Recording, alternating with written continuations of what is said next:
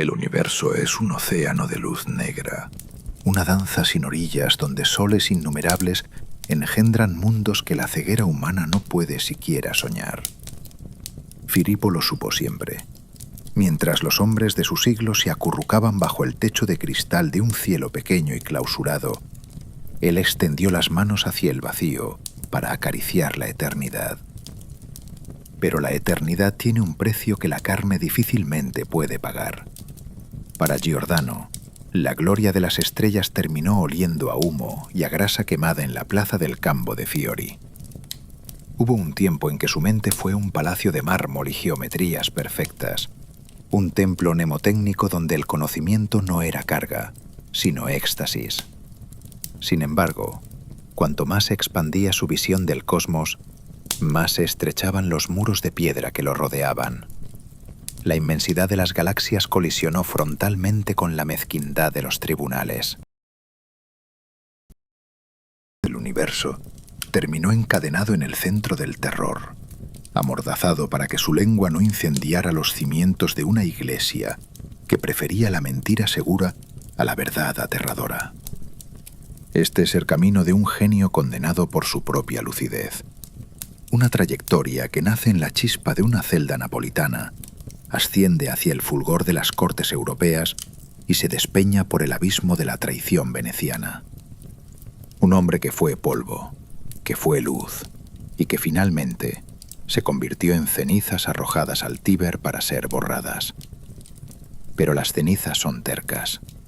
Hay verdades que, una vez encendidas, no pueden ser sofocadas ni por el plomo, ni por el olvido, ni por el fuego de los verdugos.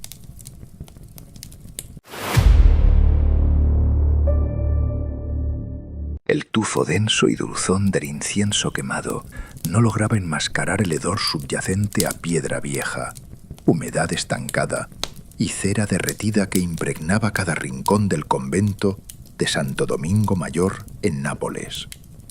Era un olor a tiempo detenido, a aire reciclado por los pulmones de generaciones de monjes que habían caminado por esos mismos claustros, desgastando los adoquines con el roce rítmico e hipnótico de sus sandalias de cuero crudo.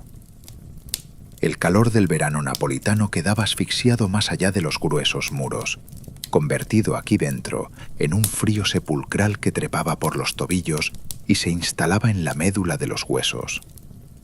Filipo, ahora despojado de su nombre secular y bautizado bajo la pesada sombra eclesiástica como Fray Giordano, sintió el roce áspero de la lana blanca contra su piel desnuda. La tela, rígida y burda, picaba como un enjambre de insectos invisibles, un recordatorio físico y constante de la penitencia y la renuncia. La negra caía como la losa de una tumba, un sudario diseñado para ocultar cualquier rastro del individuo que latía debajo.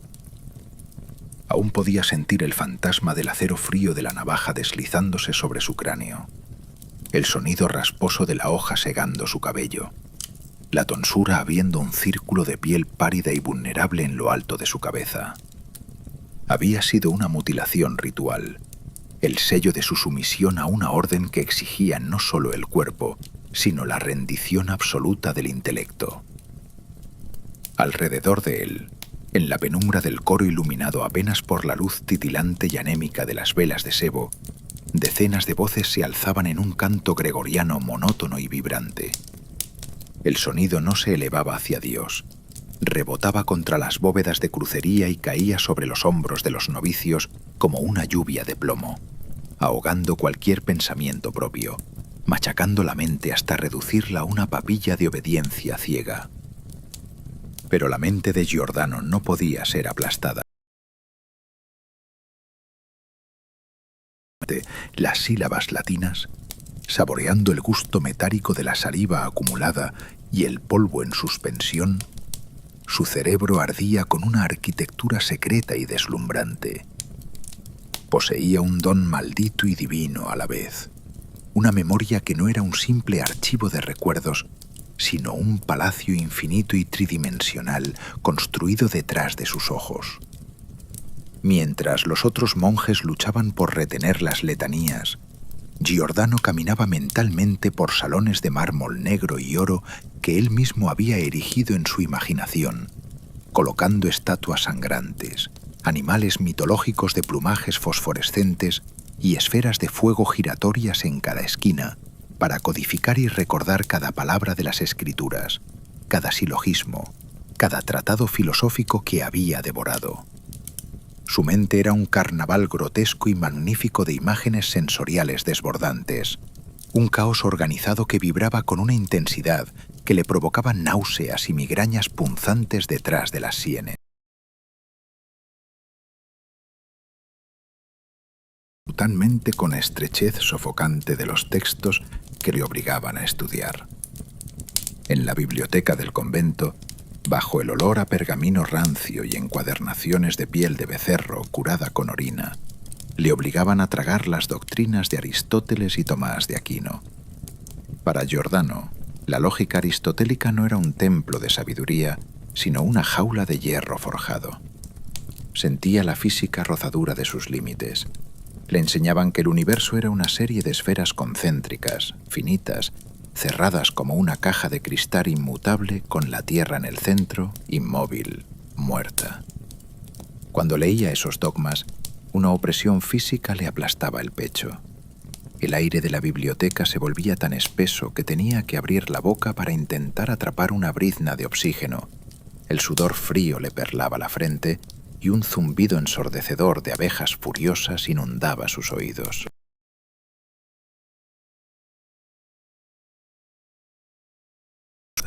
Rechazaba la claustrofobia cosmológica. Si Dios era infinito, ¿cómo podía su creación estar confinada en una cáscara de nuez geométrica? Su mente empujaba contra las bóvedas celestes de Aristóteles, sintiendo el impulso físico de resquebrajar el cristal, de asomarse al abismo oscuro y aterrador de un vacío sin fin, lleno de soles innumerables, de mundos girando en una danza eterna y sin centro. Esa herejía silenciosa fermentaba en sus entrañas, ácida y corrosiva. La rutina del convento se convirtió en una tortura de repeticiones sin sentido. El roce de los rosarios de madera entre los dedos callosos de sus superiores le sonaba a cadenas arrastrándose. La visión de las imágenes de los santos en su celda, con sus rostros de madera pintada y miradas muertas, le provocaba un rechazo físico. Eran ídolos vacíos, intermediarios inútiles para una mente que deseaba fusionarse directamente con la inmensidad del todo.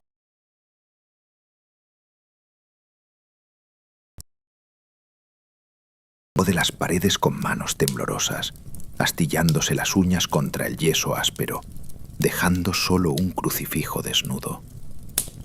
La soledad de su celda, un cubículo de piedra de 3 pasos de largo por 2 de ancho, se convirtió en el único lugar donde podía respirar, aunque fuera un aire viciado que olía a su propio sudor febril.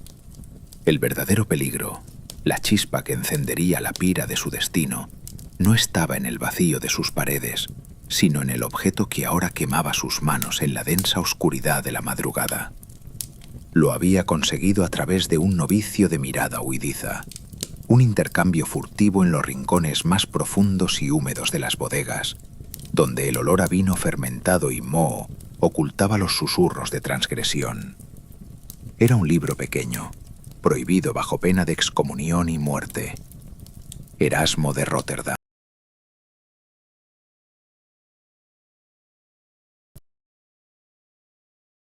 Grasa de las yemas de los dedos de otros lectores clandestinos. Giordano pasó la yema de su índice sobre la tinta seca, sintiendo un leve relieve, la textura de la rebelión. Acercó el volumen a su rostro. Olía distinto a los textos sagrados.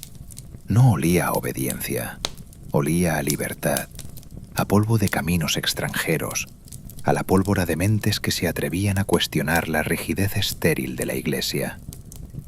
Leerlo había sido como beber agua helada después de días en un desierto de sal. Las palabras de Erasmo diseccionaban la hipocresía eclesiástica, reían de la ignorancia disfrazada de piedad, y abrían fisuras en los cimientos de piedra sobre los que se asentaba el poder romano. De repente, el silencio absoluto de la noche fue desgarrado.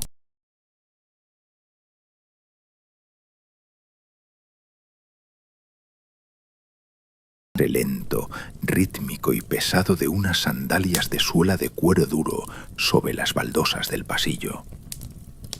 El maestro de novicios hacía sus rondas impredecibles, olfateando la falta de fe como un mastín rastrea la sangre. Los pasos se acercaban.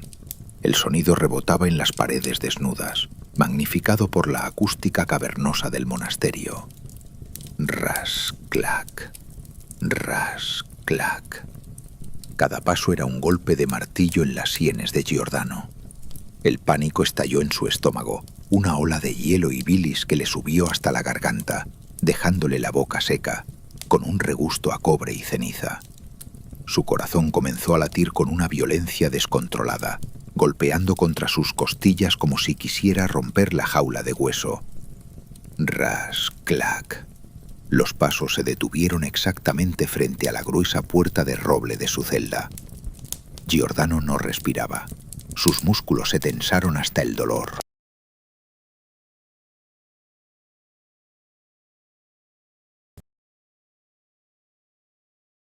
A su alrededor, en la oscuridad total. No había escondites. Solo la mesa desnuda, la silla de madera y el catre. El pestillo de hierro de la puerta rechinó. Un sonido metálico, agudo y despiadado, que rasgó la oscuridad. Con un movimiento desesperado, ágil como el de un animal acorralado, Giordano se dejó caer sobre el catre. Metió la mano izquierda bajo el deledado colchón de paja trenzada. La paja, rígida y reseca, le arañó los nudillos, arrancándole un hilo de sangre invisible en la penumbra.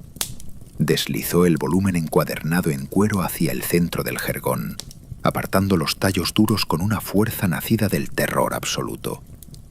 Se tumbó boca arriba sobre la cama, estirando las mantas sobre su cuerpo tembloroso y cerrando los ojos con fuerza, fingiendo el ritmo de una respiración profunda y dormida que contradecía el galope desbocado de sus venas.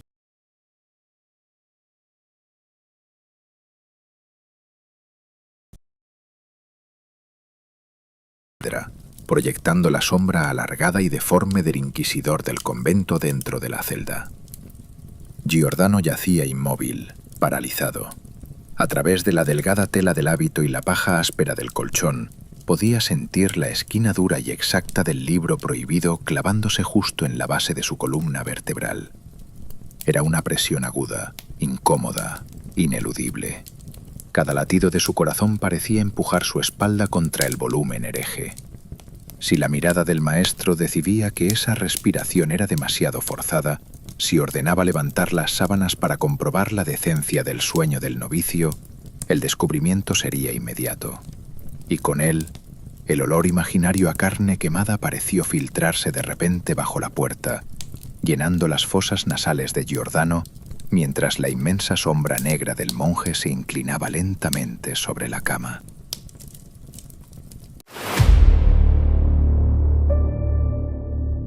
La inmensa sombra negra del monje se detuvo a escasos centímetros de su rostro. El aliento del maestro de novicios, una ráfaga tibia y pastosa que olía a vino agriado y dientes podridos, le acarició la mejilla.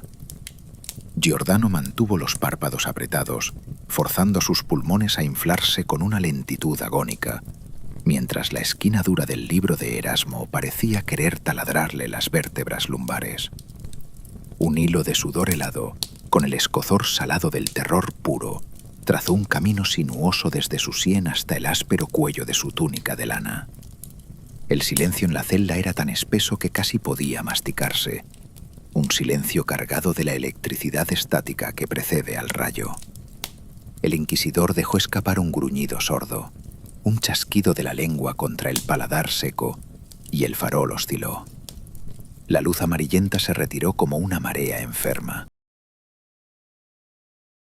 Una vez más, seguidos por el golpe seco de la madera contra el marco de piedra y el chirrido metálico del cerrojo deslizándose en su lugar. Solo entonces, cuando el arrastre rítmico de las sandalias, ras, clac, comenzó a diluirse en las entrañas del pasillo, Giordano exhaló. Fue un suspiro tembloroso, fragmentado, que le rasgó la garganta. Se sentó de golpe en la penumbra, arrancando el libro de debajo del colchón de paja. El cuero crudo estaba empapado en su propio sudor. Sus dedos, blancos por la fuerza del agarre, temblaban con una violencia incontrolable. En ese instante de pánico animal, supo que la materia física era una trampa mortal. El pergamino, la tinta, la encuadernación, eran pruebas tangibles de su condena. Si quería sobrevivir a las garras de Roma, si quería conservar el fuego profano que consumía su intelecto, debía trasladar la rebelión de sus manos a la fortaleza inexpugnable de su mente. Asfixiante de su cubículo, el palacio de la memoria de Giordano Bruno mutó. Ya no era un simple edificio de pasillos de mármol ordenados dócilmente para recordar pasajes bíblicos y letanías soporíferas. Se convirtió en un abismo arquitectónico, un laberinto en espiral sin techo ni fondo, iluminado por antorchas de fuego azul que no emitían calor, sino una gélida y despiadada lucidez. Para ocultar los textos prohibidos sin poseerlos, desarrolló un sistema mnemotécnico de una complejidad monstruosa. Asignó cada concepto herético, cada crítica feroz a la Iglesia, cada duda cosmológica, a imágenes de una intensidad sensorial tan brutal que sería imposible olvidarlas. En la sala oriental de su mente, donde las paredes rezumaban un líquido espeso con olor a mirra y sangre oxidada, colocó un ídolo grotesco con cabeza de carnero devorando una mitra papal bañada en oro, una imagen cifrada para recordar la infinita corrupción del clero. Tormentoso, esculpió esferas de cristal estallando en 1000 pedazos sobre un suelo de obsidiana cortante, simbolizando la destrucción inminente del cosmos finito y amurallado de Aristóteles. Cada vez que cerraba los ojos en la vigilia, el estruendo de esos cristales rotos resonaba en el interior de su cráneo, acompañado por el tacto frío, viscoso e intoxicante de las ideas prohibidas que ahora anidaban, seguras e indetectables, en los pliegues de su materia gris. Pero la arquitectura mental más pavorosa, la cámara secreta que amenazaba con derrumbar los cimientos de toda su cordura, era el salón negro dedicado a la Santísima Trinidad. Mientras los días se arrastraban lentos en el convento, marcados por el tañido fúnebre de la campana de bronce y el sabor insípido de las gachas de avena aguadas, su repulsión hacia el dogma central de la Iglesia católica se transformó en una lacerante agonía física.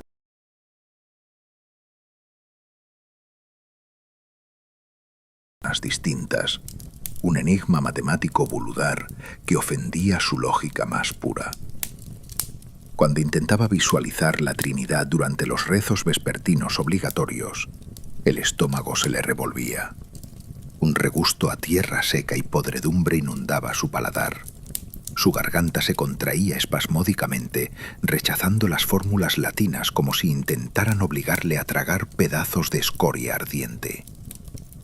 Para el intelecto desatado de Giordano, la divinidad no podía ser un anciano de barba blanca, un mártir desangrándose en un madero y una paloma etérea coexistiendo en un trono celestial delimitado. Su Dios era el todo infinito, la maquinaria inmanente e indivisible que latía vibrante en la savia ardiente de cada ciprés, en el fuego nuclear de cada estrella distante en el abismo nocturno, en la misma piedra helada y porosa sobre la que despellejaba sus rodillas.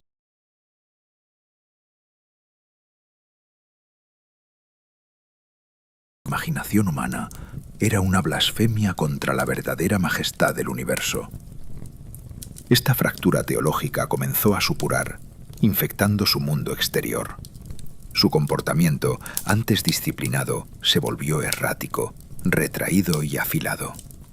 Evitaba el roce de los demás hermanos de la orden, cuyas miradas opacas y sumisas le parecían ahora cuencas vacías de calaveras ambulantes. Las paredes de su celda se habían convertido en un testamento mudo e incriminatorio de su cisma interior.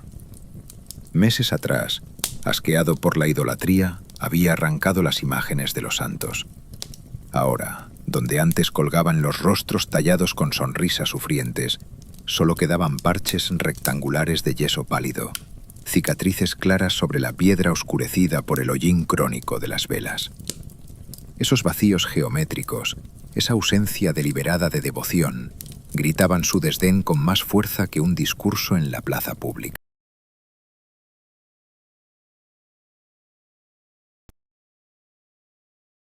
Cambió de peso. Se tornó denso, asfixiante, cargado de electricidad. Giordano podía oler la sospecha fermentando a su alrededor. Tenía el aroma acre del azufre húmedo y la lana sucia dejada pudrir en un rincón sin ventilación.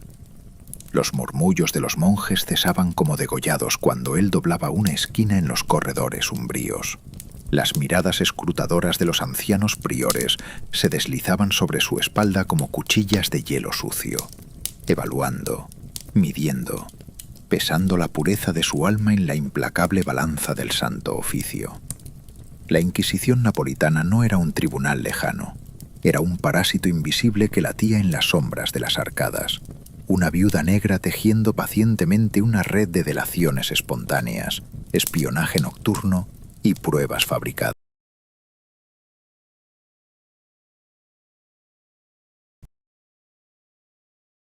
Preguntas aparentemente casuales sobre sus horas de estudio, escrutando sus pupilas dilatadas con la fiebre letal del fanatismo religioso. La presión incesante sobre su psique se materializó en dolor físico.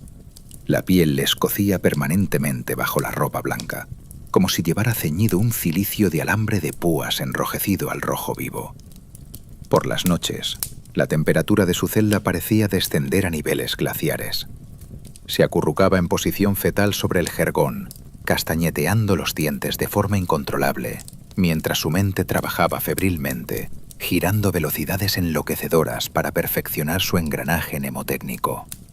Construía galaxias enteras, nebulosas y mundos habitados detrás de sus párpados fuertemente apretados, intentando desesperadamente escapar de los gruesos muros de piedra que pronto se convertirían en su tumba.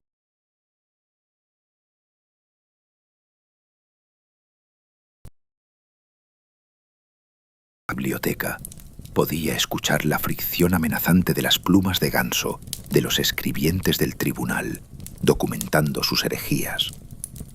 El punto de no retorno cristalizó en la noche más densa del mes, cuando la bruma salada del mar Tirreno se elevó por las laderas de Nápoles hasta ahogar el monasterio en un mar de algodón gris.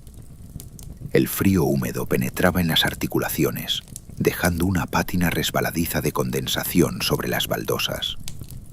Giordano estaba sentado en el suelo de su celda, sumido en un trance oscuro, cuando el monótono goteo de una filtración de agua en el pasaje se vio interrumpido por una fricción casi imperceptible.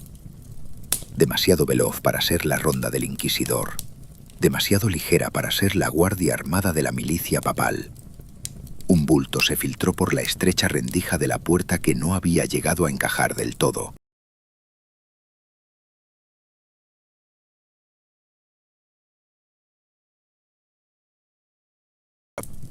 Antes de que sus cuerdas vocales pudieran articular un grito de defensa, una palma áspera y temblorosa, apestando fuertemente a sebo de vela rancio y miedo animal, le tapó la boca con violencia, aplastando sus labios contra los dientes.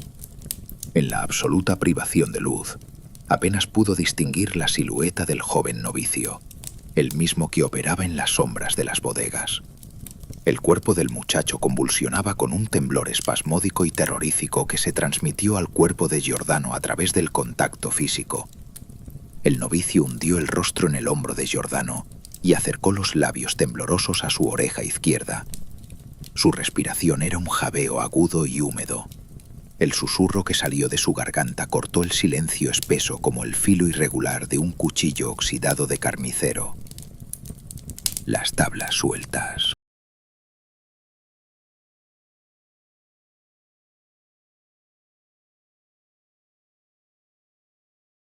lágrimas atoradas, las palabras cayendo como piedras pesadas en el abismo de la noche.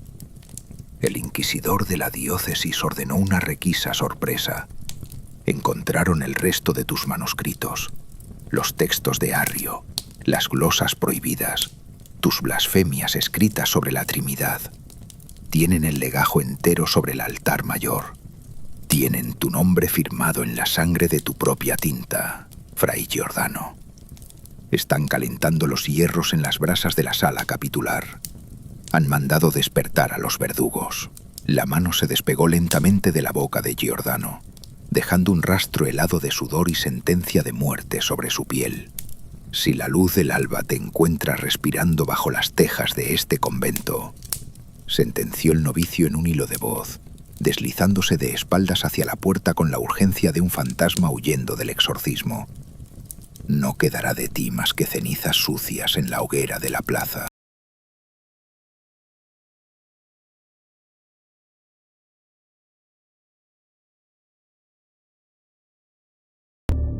El paño de lana burda, impregnado durante años con el sudor rancio del encierro y el incienso de 1000 misas vacías, resbaló por sus hombros en la humedad sepulcral del callejón. Cayó sobre los adoquines cubiertos de fango y orines con el sonido sordo de un animal degollado. Filipo, despojándose definitivamente del fantasma de Fray Giordano, sintió el mordisco gélido del viento del mar Tirreno azotando su piel desnuda, lamiendo la tonsura de su cráneo como una lengua de hielo. Se apresuró a cubrir su desnudez temblorosa con los harapos apolillados que había arrancado de un tendedero en los suburbios del puerto, una camisa de lino grisáceo que apestaba a pescado podrido y un jubón de cuero endurecido por la salitre y agrietado por el sol. Cada roce de aquella ropa profana le arañaba la piel, pero para su mente, encendida por la urgencia de la supervivencia, era la textura sublime de la libertad. No miró atrás. Los acechantes y sus mazmorras hambrientas de carne hereje se fue diluyendo en una neblina de sal y brea, mientras él se acurrucaba en la bodega pestilente de un mercante genovés. El hedor a agua de sentina estancada, a ratas muertas y a especias podridas le revolvía el estómago, provocándole arcadas secas que le desgarraban la garganta. Pero el rítmico crujir de los tablones de madera contra las olas era una sinfonía de salvación. Durante aquellas semanas de travesía y posterior peregrinaje hacia el norte, su cuerpo comenzó a marchitarse. Sus sandalias monásticas se desintegraron en los caminos de piedra de Liguria, obligándole a envolver sus pies llagados en tiras de tela sangrante. Caminó a través de los Alpes, sintiendo cómo el frío le cristalizaba la humedad en las pestañas y le agrietaba los labios hasta hacerle saborear un flujo constante de cobre metálico. Se reducía a un manojo de tendones y huesos castañeteantes. Su universo interior se expandía con una furia incontrolable. Bajo las noches estrelladas, tiritando en graneros abandonados con olor a paja húmeda y estiércol viejo, Giordano alzaba la vista hacia el abismo negro. Ya no veía la bóveda de cristal de Aristóteles, veía un océano sin fin, un vacío hirviente poblado por infinitos soles que irradiaban un calor que su cuerpo físico desesperadamente anhelaba. La soledad absoluta del camino se convirtió en el crisol donde su arrogancia intelectual se fundió con su fe cósmica. Él era el único hombre vivo dispuesto a soportar la indigencia a cambio de poseer el universo entero en su cabeza. La ilusión de un refugio seguro brilló con un fulgor engañoso cuando sus pasos arrastrados cruzaron las puertas de Ginebra.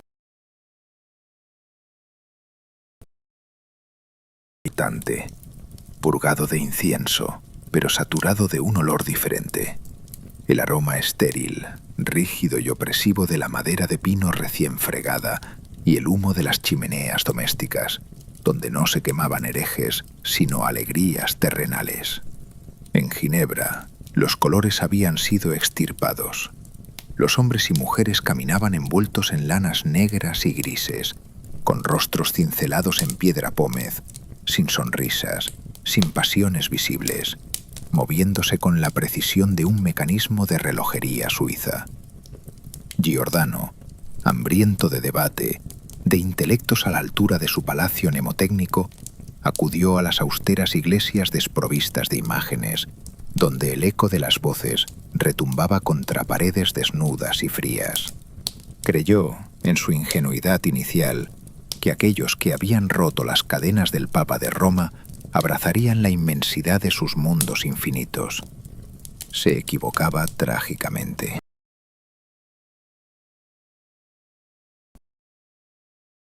La barata y papel secante se mezcló con el sabor amargo de la desilusión. Cuando no pudo contener la catarata de sus ideas y rebatió públicamente a uno de los rectores calvinistas más venerados de la ciudad, desmenuzando sus argumentos teológicos con la precisión sádica de un cirujano diseccionando un cadáver, la respuesta no fue el aplauso, sino el repudio glacial. El ambiente en la imprenta se congeló. Las miradas de los puritanos se clavaron en él, no con el fuego iracundo y teatral de los inquisidores italianos, sino con un asco reptiliano, silencioso y letal. El decreto de excomunión llegó días después. La hoja de papel reseco temblaba en sus manos manchadas de tinta negra. La textura de la condena era idéntica en el sur católico que en el norte reformado. Comprendió entonces, con una sacudida de terror psicológico que le aflojó las rodillas, que la estupidez y el dogmatismo eran universales.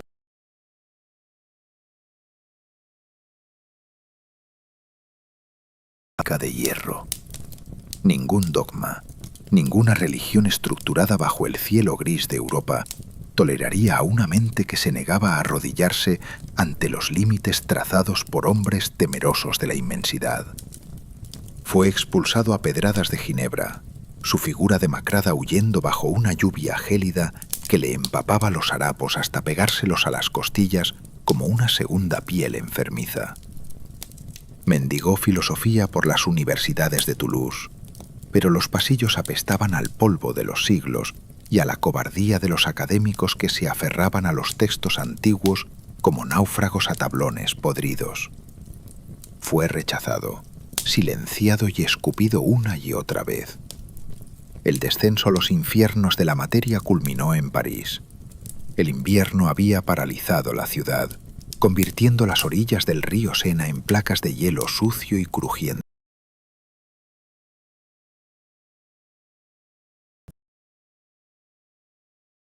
Una amalgama viscosa de excrementos humanos, sangre de matadero y cenizas, se tragaba sus pies descalzos y congelados, entumeciéndolos hasta privarle del sentido del tacto. El hambre ya no era un dolor agudo, sino un vacío resonante, una bestia invisible que le roía las paredes del estómago y le provocaba mareos delirantes.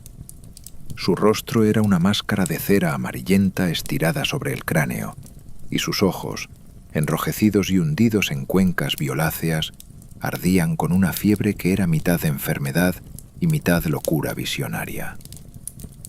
Abrigado bajo el dintel de piedra de un portalón clausurado cerca del Louvre, envuelto en una capa andrajosa que olía a perro mojado y podredumbre, Giordano temblaba con espasmos incontrolables.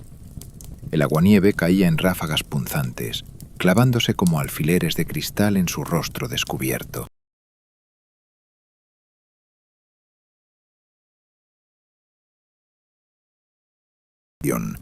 Se resquebrajaban por el embate físico de la inanición.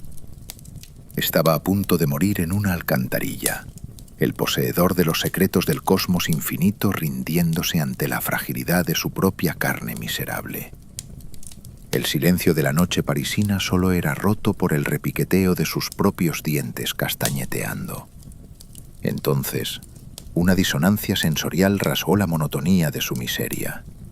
No fue la voz de Dios, ni el calor de un milagro, sino el chasquido rítmico, autoritario y pesado de unas botas de cuero fino, exquisitamente engrasado, pisando el barro helado sin temor a mancharse. Giordano alzó los párpados pesados. Una silueta envuelta en una pesada capa de terciopelo oscuro, adornada con piel de marta cebellina en el cuello, se detuvo frente a él.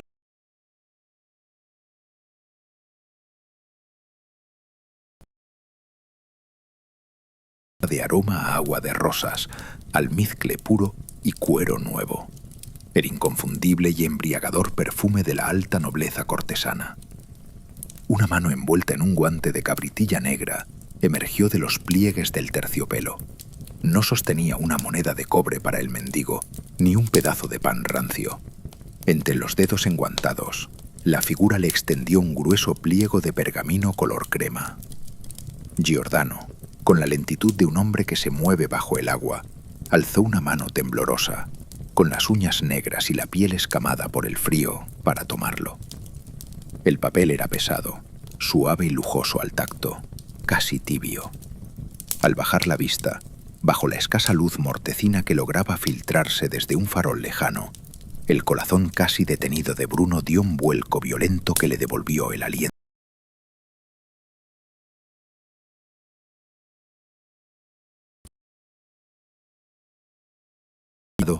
Había un enorme y denso lacre de cera roja, profusamente estampado con la inconfundible flor de lis de la Casa Real de Francia.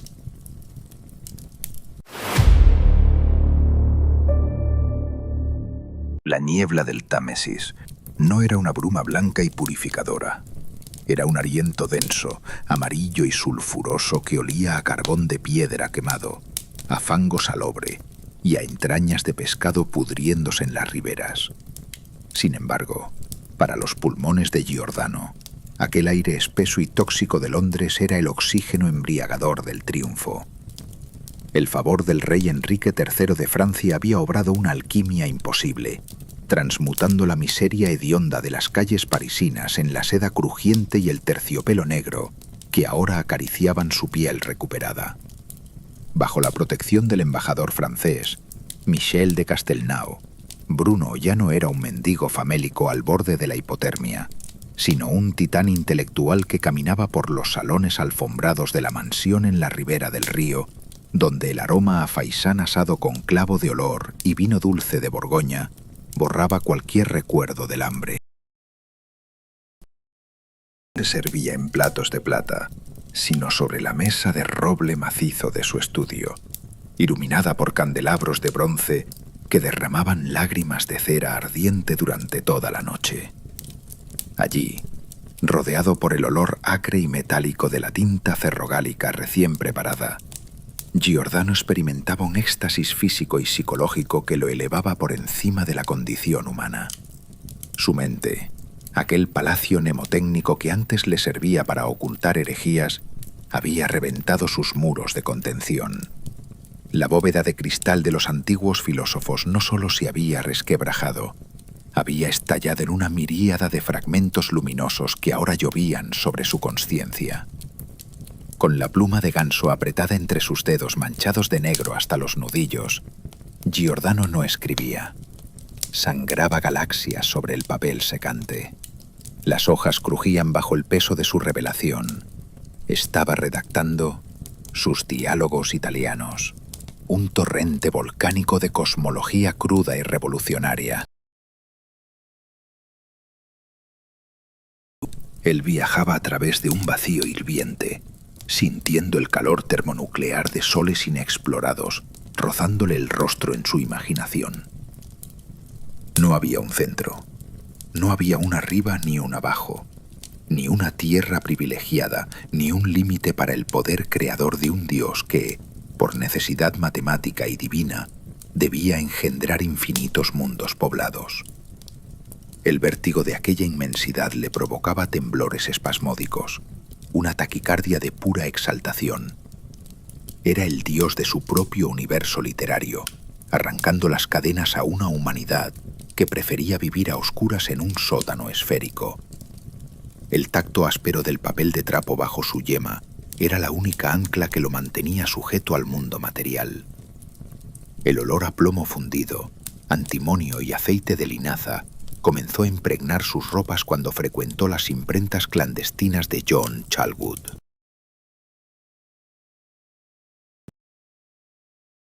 Aplastando la matriz contra el papel con un golpe seco, como el latido de un corazón de hierro, le producía una excitación casi carnal.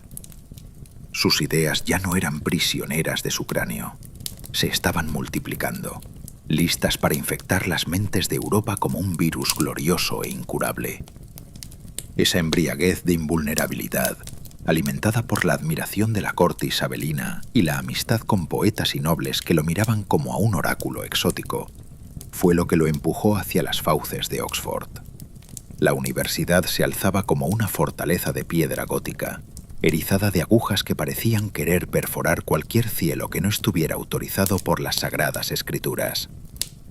Al cruzar los pesados umbrales de madera de roble negro de los colegios mayores, Giordano fue asaltado por un hedor muy distinto al de los callejones de Londres. Era el tufo asfixiante de la pedantería estancada.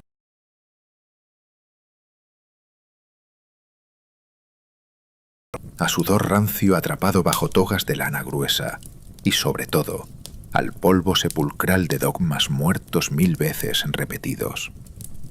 Los académicos ingleses, sentados en sus sitiales de madera tallada, lo recibieron con una hostilidad silenciosa y gélida. Eran hombres grises, de rostros afilados por el resentimiento y ojos miopes, acorazados en la lógica petrificada de Aristóteles y Ptolomeo. Giordano avanzó hacia el atril central con pasos felinos, envolviéndose en su capa con una arrogancia desmedida que electrizó el aire de la sala.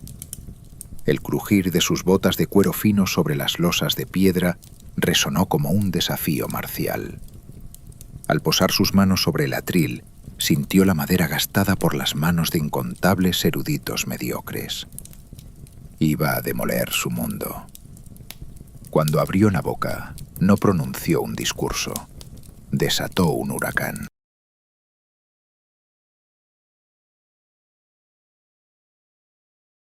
Como un cristal haciéndose añicos. Con una sonrisa lobuna te mostraba los dientes y una mirada encendida por el fuego de infinitas estrellas. Giordano comenzó a despedazar el sistema solar de sus anfitriones. Se burló de sus esferas celestes, tachándolas de fábulas para niños asustados. Pintó ante ellos la vastedad de un cosmos sin fronteras, donde la Tierra no era más que una mota de polvo errante, un astro minúsculo girando en la periferia de una danza cósmica eterna y descentralizada. El impacto de sus palabras en la sala fue físico, casi barométrico. El aire se volvió pesado, irrespirable. Giordano podía oler el miedo primitivo emanando de los profesores, un sudor agrio que rápidamente mutó en una cólera irracional y sanguinaria. La exaltación de Bruno crecía con cada jadeo de indignación que arrancaba de su audiencia. Se sentía un gigante alimentándose de la pequeñez de los mortales.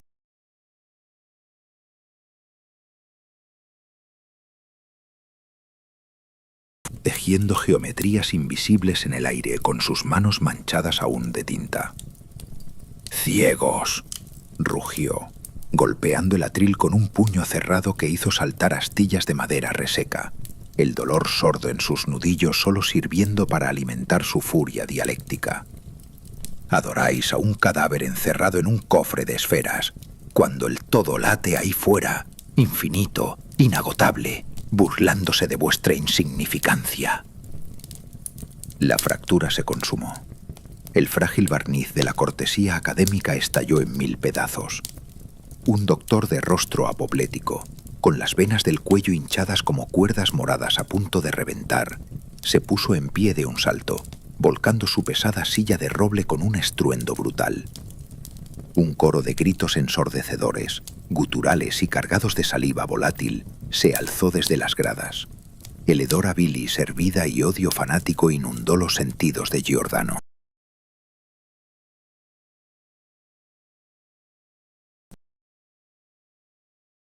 Hacia él como una jauría de perros rabiosos, pisoteando sus propios textos en la prisa por alcanzar al hereje italiano. Manos temblorosas y nudosas se aferraron al borde de su atril, intentando arrancarlo de sus cimientos. El rector de la universidad, pálido y temblando de ira santa, se alzó sobre el tumulto, señalando a Bruno con un dedo acusador que temblaba espasmódicamente.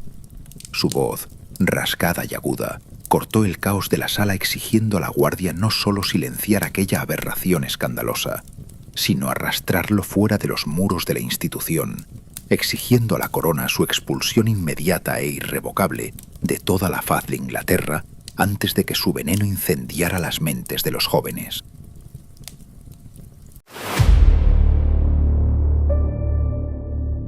El terciopelo negro que lo había abrigado en las riberas del Támesis, otrora un símbolo de su victoria sobre la miseria, colgaba ahora de sus hombros como el pellejo disecado de una bestia muerta. Las inclemencias del Sacro Imperio Romano Germánico lo habían devorado hilo a hilo, transformando la seda y el cuero fino en harapos endurecidos por el barro congelado y la escarcha. El viento que barría las llanuras de Hesse y los bosques oscuros de Baviera no era simplemente aire en movimiento. Era una entidad física, un enjambre de cuchillas invisibles talladas en hielo que atravesaba las tramas ralas de su ropa y se ensañaba con la fragilidad de sus huesos. Giordano sentía el frío alojado en las cavidades de sus muelas, un dolor punzante, metálico y rítmico que latía al compás de un corazón exhausto. Caminos fugales, donde los surcos de las carretas se habían petrificado en afiladas crestas de tierra helada. Era un suplicio que le enviaba descargas de agonía desde los talones agrietados hasta la base de la nuca. Había regresado al continente expulsado por la furia puritana, arrastrando consigo su arrogancia y la inmensidad de sus mundos infinitos. Pero Europa se había cerrado sobre él como una trampa de acero oxidado. Atrás habían quedado los banquetes de la corte inglesa y la protección perfumada de los embajadores. Sus antiguos mecenas estaban muertos, apuñalados por fanáticos o consumidos por las intrigas políticas, dejando a Bruno completamente huérfano de cualquier escudo terrenal. Ahora, su peregrinaje por las universidades alemanas se había convertido en un descenso agónico por un laberinto de cristal. A través de las mentes de los eruditos luteranos podía ver la luz de la razón, la transparencia de la lógica matemática que ambos compartían. Pero cada vez que intentaba avanzar, cada vez que exponía su cosmología descentralizada, chocaba violentamente contra muros invisibles e inquebrantables de dogma. En Wittenberg, en Helmstedt, en Marburgo, la escena se repetía con una monotonía que le trituraba el alma. Las aulas y refectorios a los que acudía mendigando una cátedra olían invariablemente a repollo hervido, a manteca rancia, a lana húmeda secándose frente a chimeneas humeantes y a la cerveza agria que empapaba las barbas de sus interlocutores. Eran hombres de rostros rubicundos y cuellos gruesos, mentes cuadradas que habían sustituido la tiranía del Papa de Roma por la tiranía aún más árida y literal de las escrituras traducidas.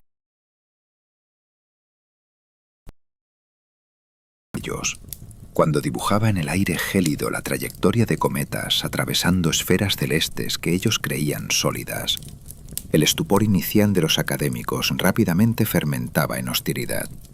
Su carácter, afilado por el hambre y la desesperación, no toleraba la mediocridad. Se negaba a dulcificar sus palabras. Sentado en tabernas lúgubres iluminadas por lámparas de aceite de ballena que desprendían un humo negro y asfixiante, Giordano arremetía contra la estrechez de miras de sus anfitriones. Sus insultos, formulados en un latín exquisito y lacerante, cortaban el aire cargado de humo. Llamaba pedantes ensotanados a los rectores y asnos coronados a los teólogos. La respuesta era siempre la misma: el vacío. Las puertas de roble macizo se cerraban en sus narices con un estruendo que le retumbaba en el pecho. Los estipendios se cancelaban.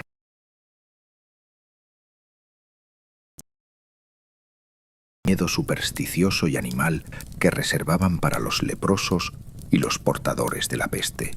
La alienación se convirtió en un estado físico, una costra invisible que lo aislaba del contacto humano.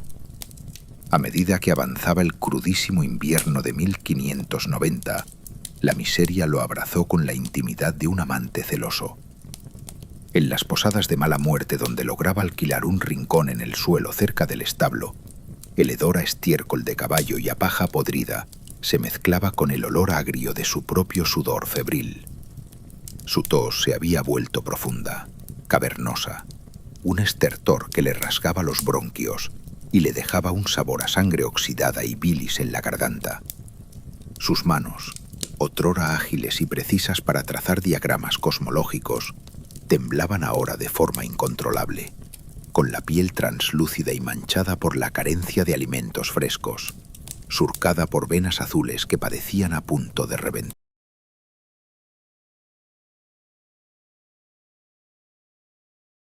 Se vio a su cordura. En la soledad abismal de aquellas noches alemanas, donde el único sonido era el aullido del viento colándose por las rendijas de los tablones mal ajustados, el palacio de su memoria amenazaba con derrumbarse sobre él. Las infinitas constelaciones que ardían en su mente, los incontables soles y planetas que habitaban su universo interior, se habían convertido en una carga insoportable. Era el monarca absoluto de un cosmos infinito, pero se estaba muriendo de hambre en un rincón infecto de un planeta minúsculo e ignorante. La ironía lo asfixiaba. Lloraba lágrimas silenciosas y calientes que se le congelaban en las mejillas antes de caer. Lágrimas de pura frustración, de la rabia cósmica de un gigante encadenado a una roca de estupidez humana, viendo cómo buitres mediocres le devoraban las entrañas día tras día.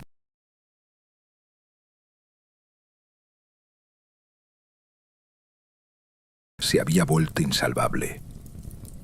El fondo del abismo material lo alcanzó en Frankfurt.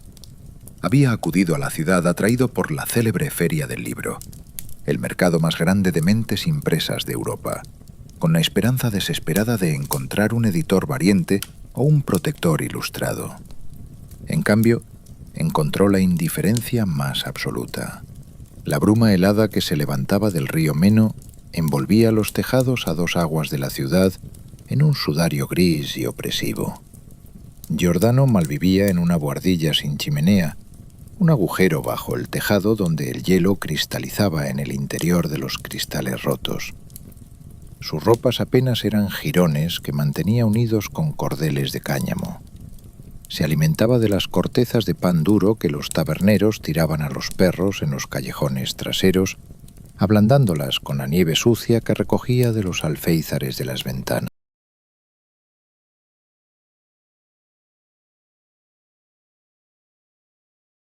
Intentando conservar un resto de calor corporal, observando cómo el último rayo de luz cenicienta moría en el horizonte.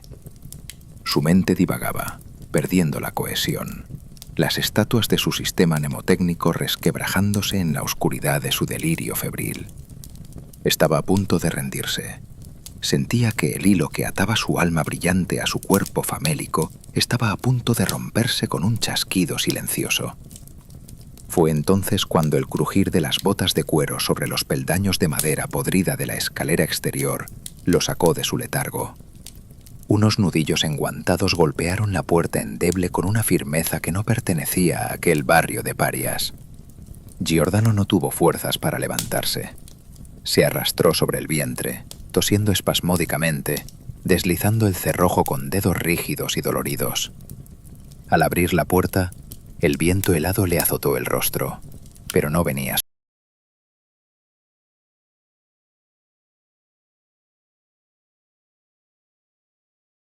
La bolsa de cuero al cinto. El mensajero no habló. Con una reverencia que desentonaba grotescamente con la miseria del entorno, extendió un cilindro de cuero repujado hacia el filósofo arruinado. Giordano tomó el cilindro. Sus yemas, insensibilizadas por el frío, apenas pudieron registrar la textura suave del pergamino cuando lo extrajo. Al desenrollarlo, un aroma que había olvidado casi por completo asaltó sus sentidos marchitos. El perfume a mar cálido, a especias de levante y a incienso sutil, el inconfundible aliento del Adriático. El documento estaba redactado con una caligrafía elegante e intrincada, trazada con una tinta de un negro profundo y rico, que contrastaba con la miseria descolorida de su buhardilla. Bajo la luz temblorosa de su única y exigua vela de sebo, los ojos enrojecidos de Bruno recorrieron las líneas.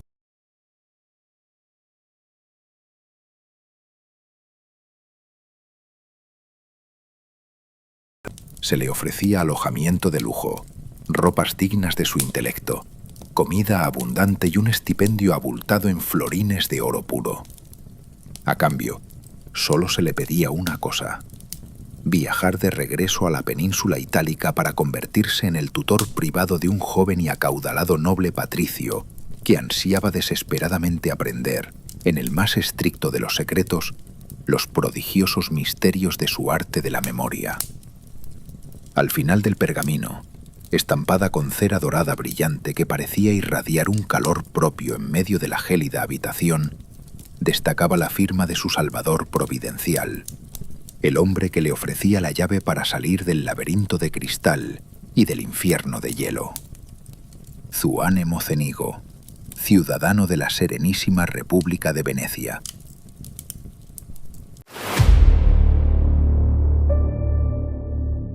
El chapoteo denso y rítmico de los remos cortando el agua verde y estancada del gran canal sonaba como el latido lúgubre de un animal moribundo. Pero para los oídos castigados de Giordano Bruno era una marcha triunfal que anunciaba su resurrección. Había cruzado los Alpes, dejando atrás el infierno de hielo y la inanición germánica, navegando directamente hacia las fauces de la bestia de la que había huido años atrás. Ignoró las advertencias febriles, los susurros aterrorizados de los pocos eruditos que aún le apreciaban en Frankfurt, quienes le suplicaban que no cruzara la frontera. Italia entera ardía con la espira de la Inquisición, un fuego purificador que consumía la carne de los librepensadores para ahogar sus gritos en humo sagrado. Pero Venecia, la Serenísima República, se erguía en su mente engreída como un espejismo inexpugnable. Su riqueza obscena y su feroz independencia política frente a los dictados de Roma, Venecia parecía un refugio seguro, una burbuja de tolerancia cincelada en mármol blanco y salitre. El aire al desembarcar era radicalmente distinto.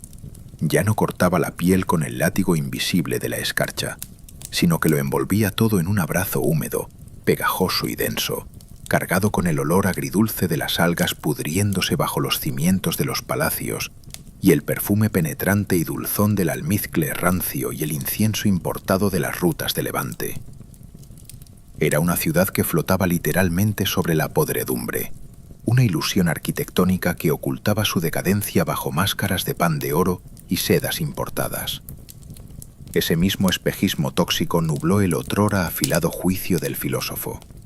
Su arrogancia, alimentada por el alivio animal de tener por fin el estómago lleno y ropas limpias sobre su piel lacerada, lo cegó ante la evidencia de su propia vulnerabilidad.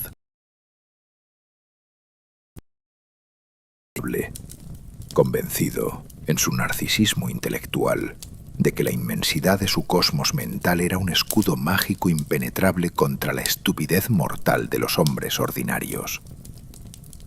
El palacio de Zuane Mocenigo lo aguardaba en el laberinto de canales secundarios, alzándose como un peñasco de piedra oscura y ventanas ojivales cuyas raíces mohosas se hundían en aguas negras y silenciosas. Al cruzar el umbral del portón de roble tachonado, la luz dorada del sol veneciano fue estrangulada de inmediato, asfixiada por cortinajes de brocado escarlata tan pesados que parecían absorber no solo la luz, sino también el sonido y el oxígeno. El interior del palazzo olía a humedad histórica, a cera de abejas derretida en los enormes candelabros de bronce y a un miedo subyacente, rancio y polvoriento, que emanaba de las crujientes paredes revestidas de madera labrada,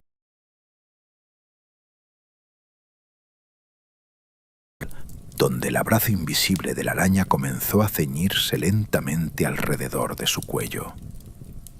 Mocenigo lo recibió en sus aposentos con la suntuosidad de un monarca oriental. Pero a Giordano le bastó una sola mirada, un breve escrutinio a los ojos de su anfitrión bajo la luz titilante de las velas, para que un escalofrío de repulsión física le bajara por la espina dorsal. Eran ojos pequeños, acuosos, inyectados en sangre y febriles, desprovistos de cualquier chispa de grandeza o luz intelectual.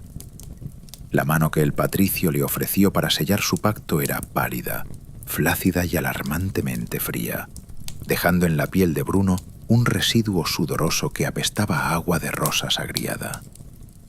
El noble veneciano no era, bajo ninguna circunstancia, el mecenas ilustrado, el alma elevada y sedienta de sabiduría cósmica que la exquisita carta enviada a Frankfurt había prometido.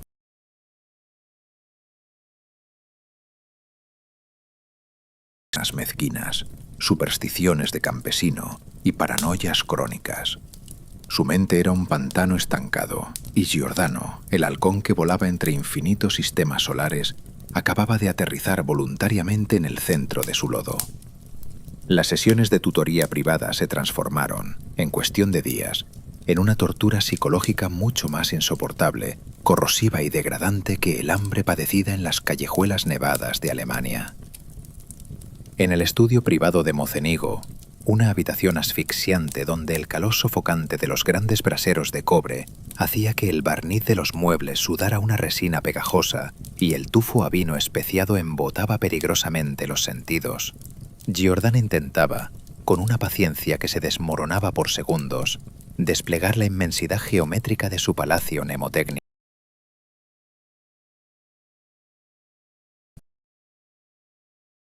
La mente, los engranajes para retener el conocimiento puro, intentando elevar el intelecto de su anfitrión hacia la contemplación de los soles incontables y las infinitas esferas celestes que latían en el vacío. Sin embargo, Mocenigo lo miraba desde su sillón forrado en terciopelo, con una impaciencia bovina, royéndose las uñas hasta hacerse sangrar los padrastros, masticando sus propios labios húmedos, con una frustración palpable. Al noble no le importaba en lo más mínimo el cosmos. Le resultaba nauseabundo el concepto de un universo sin centro. No le interesaba la emancipación del alma ni la verdad filosófica. Su voz, un susurro sibilante, agudo y constantemente quejumbroso que irritaba los tímpanos de Bruno como una cuchilla oxidada traspando un plato de plata, interrumpía constantemente las lecciones magistrales para exigir otra cosa. Quería los atajos prohibidos.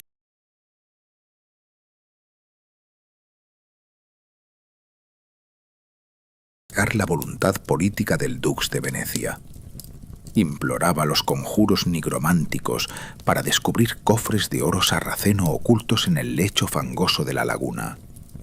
Suplicaba fórmulas de magia negra vulgar y hechicería de burdel para seducir a las cortesanas más inaccesibles y aniquilar con enfermedades invisibles a sus rivales en el Senado. Mocenigo creía, con la furia de los ignorantes, haber comprado con sus florines a un brujo de feria, a un hechicero demoníaco al que podía exprimir como a un limón podrido para saciar su patológico apetito de poder terrenal. La frustración, densa y tóxica, comenzó a hervir en la sangre de Giordano. Sentirse encerrado física y mentalmente, día tras día, noche tras noche, con una mente tan grotescamente minúscula, tan abyectamente materialista, era un insulto desgarrador a su propia divinidad interior.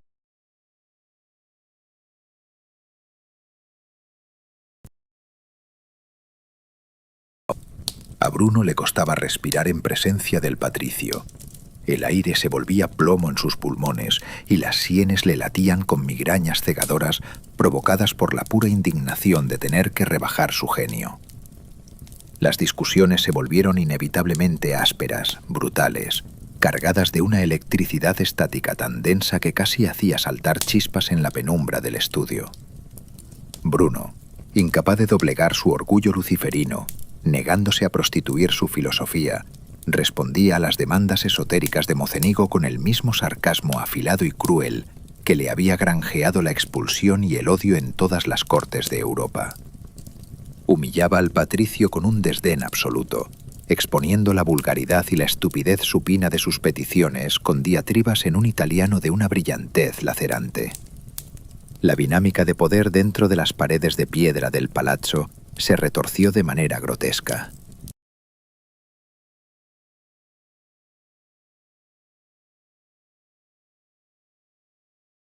Reducido a la condición de un niño rabioso e impotente ante la soberbia inquebrantable del hereje pordiosero que mantenía bajo su propio techo. El noble veneciano, herido en su orgullo de clase, consumido por un rencor purulento y despechado por la magia que se le negaba, mutó.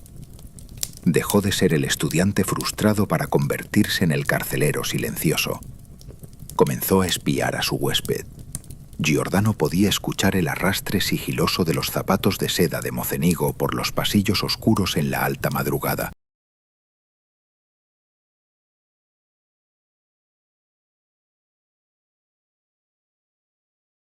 Respirando con dificultad, recopilando y archivando en su memoria rencorosa cada blasfemia pronunciada al azar, cada negación herética de la Trinidad, cada insulto a la virginidad de María y a la farsa de la Eucaristía que Giordano, en sus momentos de exasperación solitaria, dejaba escapar al vacío de su cuarto.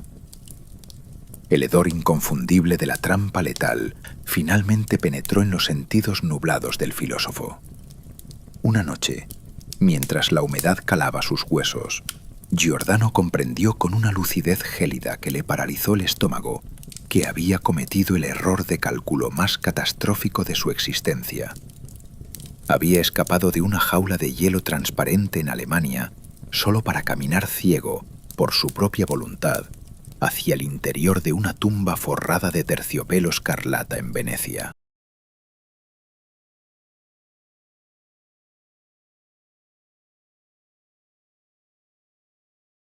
Apertura mental brilló de pronto en su mente desesperada como un faro de salvación, una ruta de escape vital e ineludible. Padua era territorio de la República Veneciana, sí, pero allí se respiraba otro aire. Allí, oculto entre la multitud de estudiantes tumultuosos y sabios extravagantes, podría volver a perderse, podría volver a brillar en las aulas, liberándose para siempre de los hilos de seda pegajosa de aquel aristócrata demente. Una tarde, mientras una violenta tormenta de finales de primavera azotaba las aguas de la laguna, tiñendo el cielo de un morado cadavérico, y el golpeteo furioso de la lluvia contra los cristales emplomados silenciaba el constante rumor de la ciudad, Giordano tomó su decisión final.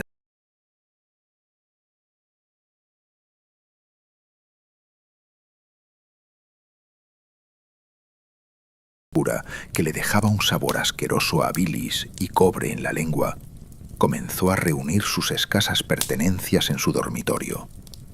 Dobló sus camisas con urgencia, apiló sus preciosos manuscritos de herejías cósmicas, sus pesados tinteros de bronce y sus plumas, arrojándolos dentro de su raído baúl de cuero resquebrajado. El tacto áspero del pergamino frotándose contra la yema de sus dedos temblorosos y el olor a polvo levantado por la prisa le devolvían un eco melancólico de su eterna vida nómada, de la soledad glacial pero infinitamente preferible a aquella asfixia palaciega. Quería huir esa misma madrugada, antes de que el sol despuntara sobre la cúpula de San Marcos.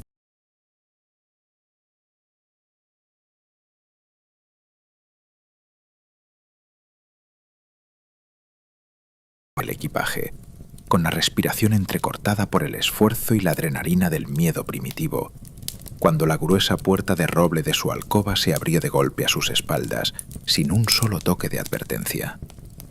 Giordano se giró lentamente. Zuane Mocenigo estaba plantado en el umbral, bloqueando la única salida. El rostro del noble veneciano había sufrido una metamorfosis espeluznante. Ya no quedaba rastro de la máscara aduladora del anfitrión zalamero, ni la mueca patética y quejumbrosa del estudiante incompetente. Estaba transfigurado por una rabia helada, psicopática y purulenta. Los relámpagos que estallaban más allá del ventanal proyectaban destellos espectrales que acentuaban las cuencas profundamente hundidas de sus ojos, los cuales destilaban un odio ponzoñoso, casi animal. Mocenigo no gritó.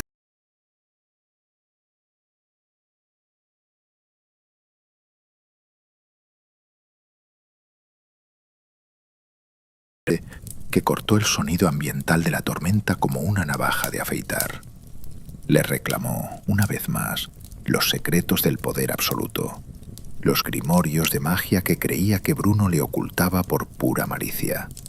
Le escupió en la cara, con los labios temblando de furia blanca, su profunda ingratitud de mendigo herético, exigiéndole que cumpliera inmediatamente su parte del trato comercial antes de atreverse siquiera a soñar con poner un solo pie fuera del palacio. Giordano se puso en pie. Se irguió cuán alto era, demacrado, exhausto, pero envuelto en una dignidad inquebrantable y casi luciferina.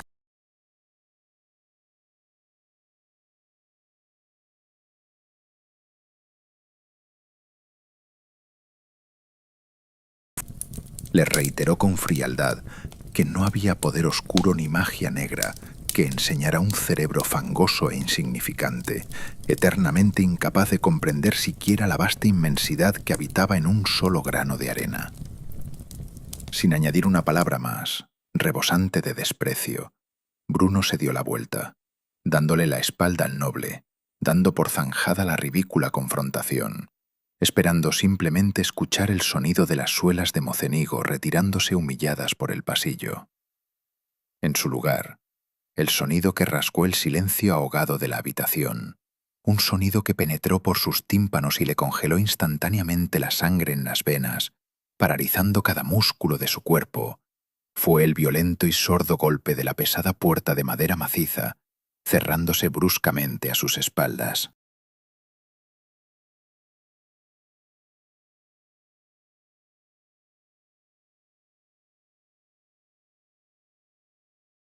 Gruesa llave de hierro girando en la cerradura desde el lado exterior.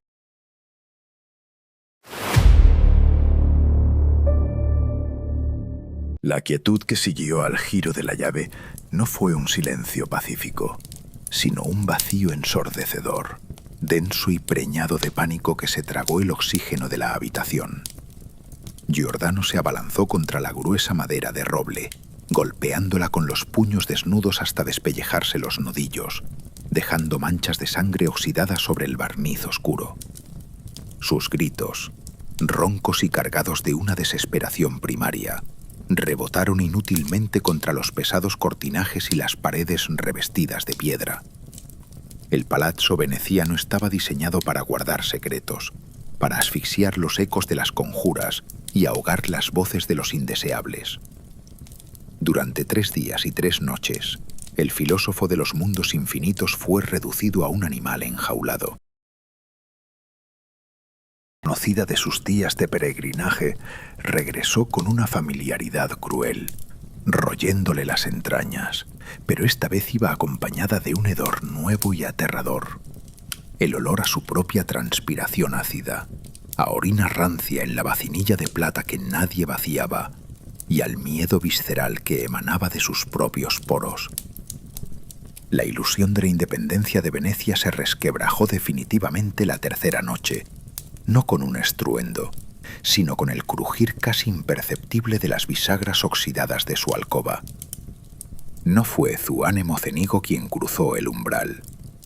Fueron hombres embozados en capas negras, moviéndose con la sincronía implacable y silenciosa de las sombras que se alargan al atardecer.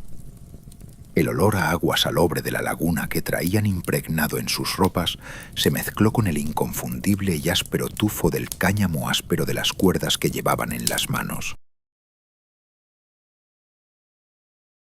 Calculada y desprovista de emoción, lo arrojaron contra el suelo de mármol frío, atándole las muñecas a la espalda con una fuerza que le dislocó el hombro izquierdo. El dolor fue una llamarada blanca que le atravesó el cráneo, arrancándole un jadeo agónico que fue rápidamente ahogado por un trapo sucio con sabor a moho y polvo metido a la fuerza en su boca. El descenso hacia las entrañas de la justicia veneciana fue un viaje a través de un frío húmedo y sepulcral. Arrastrado por callejones sin luz, Giordano sintió la textura viscosa del fango resbalando bajo sus botas antes de ser arrojado, como un fardo de carne inútil, al fondo húmedo y pestilente de una góndola sin adornos. El chapoteo de los remos ya no era el latido de la libertad, era el reloj de arena marcando los últimos segundos de su autonomía.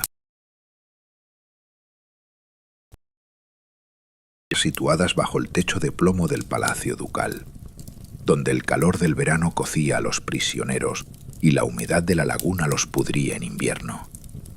Su celda era un ataúd de piedra, apenas tenía espacio para extender los brazos.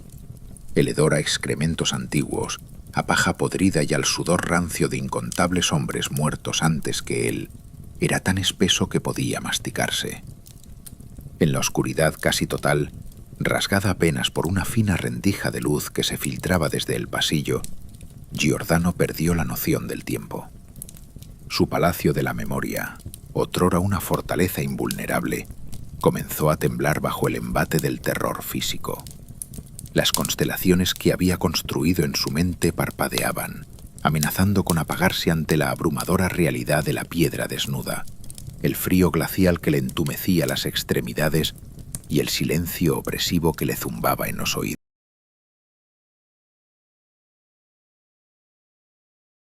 Los inquisidores del Estado de Venecia y el nuncio papal lo arrastraron por largos pasillos de piedra hasta una sala circular, iluminada por antorchas que proyectaban sombras monstruosas sobre los rostros severos e inescrutables de sus jueces, sentados tras una larga mesa cubierta de paño negro.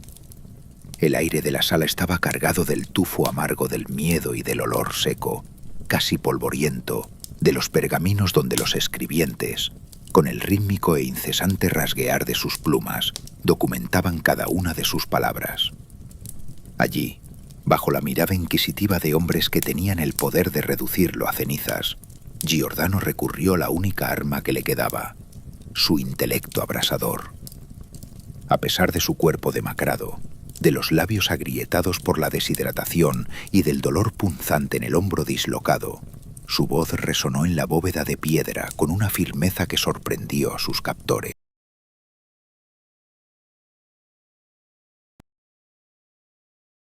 Agilidad asombrosa.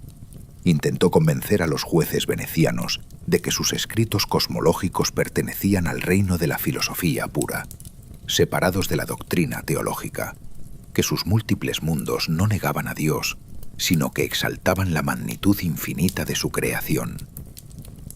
Mi filosofía, argumentó, con la garganta seca, saboreando la sangre metálica de sus encías inflamadas, no ataca la fe de la Santa Madre Iglesia. Mi universo infinito es la única corona digna para un creador omnipotente. ¿Cómo podéis confinar la majestuosidad de Dios en una esfera cerrada, finita y miserable? Giordano apelaba a la legendaria independencia de la República. Venecia siempre había protegido a sus pensadores del brazo secular de Roma, priorizando la razón de Estado y el orgullo local sobre las exigencias del Papa.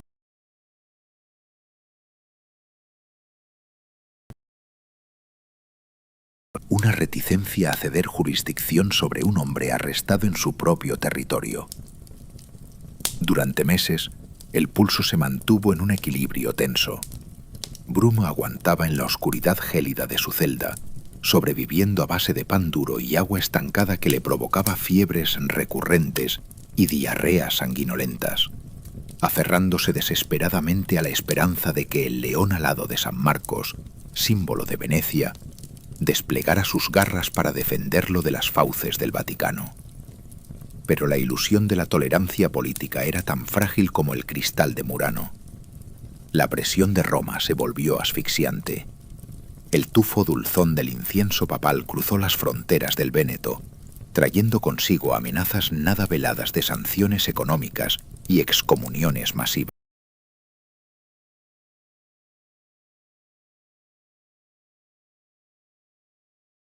No valía el precio de un conflicto abierto con los estados pontificios. El león de San Marcos, finalmente, decidió que el hereje era un sacrificio aceptable. La noticia no llegó con una lectura pública de sentencia, sino con el ruido de las cadenas. Una madrugada, antes de que la luz grisácea del amanecer pudiera siquiera intuirse por la rendija de su calabozo, los guardias entraron en tropel. El olor a sudor de soldado y cuero engrasado inundó la celda. Giordano no opuso resistencia. Su cuerpo, debilitado por la disentería y la falta de sol, era una cáscara vacía. Sintió el frío brutal y metálico de los grilletes de hierro forjado, cerrándose alrededor de sus tobillos y muñecas, mordiéndole la carne escuálida hasta el hueso.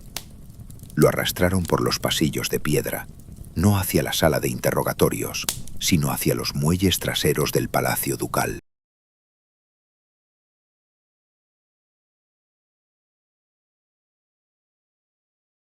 El quitrán de las embarcaciones.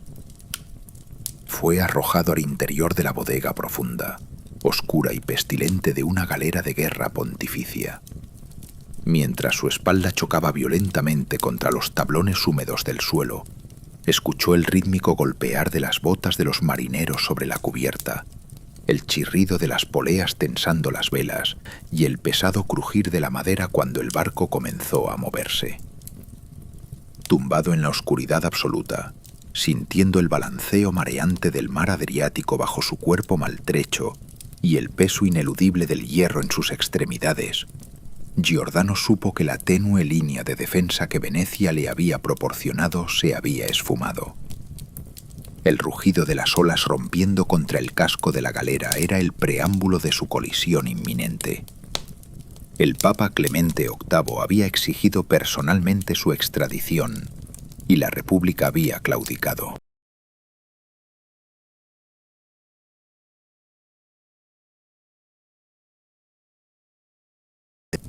Estaba en las entrañas del monstruo, encadenado como una bestia rabiosa, viajando inexorablemente hacia el sur, hacia el tribunal más temido de la cristiandad, hacia la oscuridad sofocante y definitiva de las mazmorras de Roma.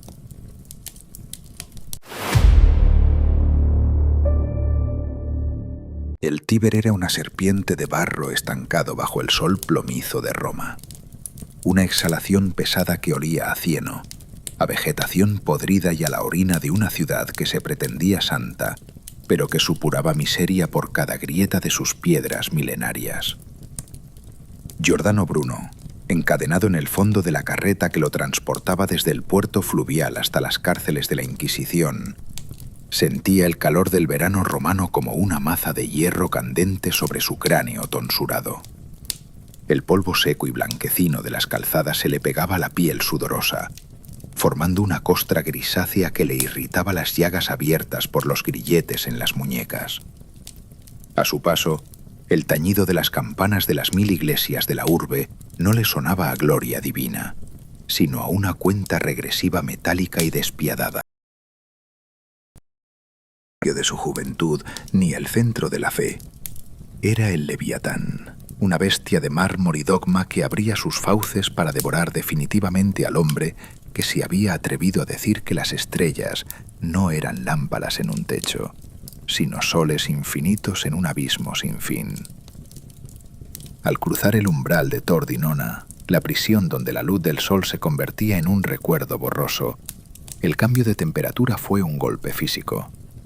El aire caliente y denso de la calle fue sustituido por un frío húmedo, estancado y cargado de un olor inconfundible, el aroma del tiempo muerto. Olía a piedra caliza que nunca veía el día, a sebo quemado, a moho y a la angustia acumulada de siglos de hombres rotos. Bruno fue arrastrado por pasillos donde las sombras parecían tener peso, donde el silencio era tan profundo que el rítmico arrastrar de sus cadenas sonaba como truenos en una caverna. La oscuridad era una presencia táctil, una manta de terciopelo negro y sucio que lo envolvía, obligándolo a refugiarse en el único territorio que la Iglesia aún no había podido confiscarle, su palacio mnemotécnico. Sin embargo, en la ciudad eterna, el palacio de su memoria ya no era el refugio glorioso de Londres o Venecia. Las columnas de mármol mental estaban agrietadas por la fatiga y el hambre. Las estatuas de sus conceptos giraban con una lentitud penosa, amenazadas por la presencia inminente de un enemigo que no usaba la fuerza bruta, sino una inteligencia tan afilada y gélida como un bisturí de plata. Días después, Bruno fue conducido a la sala de interrogatorios del Palacio del Santo Oficio. El trayecto fue una coreografía de terror reverencial. Pasó por salas alfombradas donde el sonido de sus pasos encadenados era insultante, bajo techos pintados con ángeles que lo miraban con un juicio eterno. Austera, iluminada por una sola ventana alta que proyectaba un haz de luz lleno de polvo en suspensión, como un dedo divino señalando al acusado. Al otro lado de la mesa de nogal oscuro, rodeado por el olor a pergamino seco, tinta fresca y el sutil aroma de la lavanda que impregnaba las ropas de los altos prelados, lo esperaba el cardenal Roberto Bellarmino. Bellarmino no era el inquisidor grosero y fanático que Bruno había enfrentado en sus pesadillas. Su rostro era una superficie de cera pálida, perfectamente afeitada, con ojos de un azul acero que no expresaban odio, sino una curiosidad clínica y devastadora. Era un hombre que comprendía la geometría y la lógica tan bien como el propio Bruno. No buscaba castigar un cuerpo, buscaba desmantelar un sistema del universo. Bellarmino era el cerebro del Leviatán, la encarnación de una iglesia que no temía a la razón, sino que la usaba para encadenar la verdad al dogma.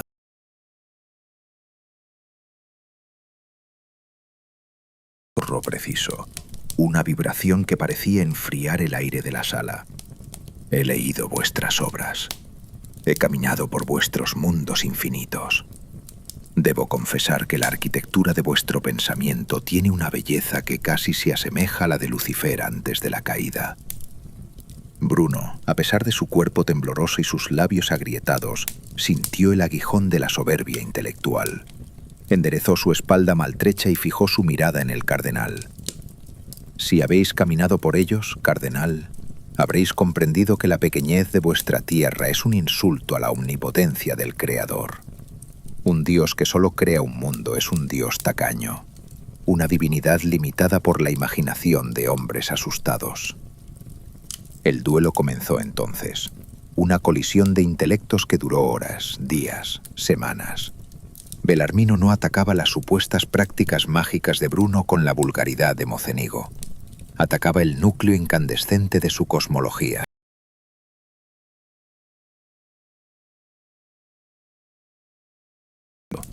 La Tierra ya no era el escenario privilegiado de la redención. Si había incontables mundos solares con incontables humanidades, la figura única y exclusiva de Cristo se diluía en una irrelevancia astronómica. ¿Dónde queda el sacrificio del Hijo si el cosmos es un mar sin orillas?, preguntaba Bellarmino, golpeando rítmicamente la mesa con un dedo largo y fino.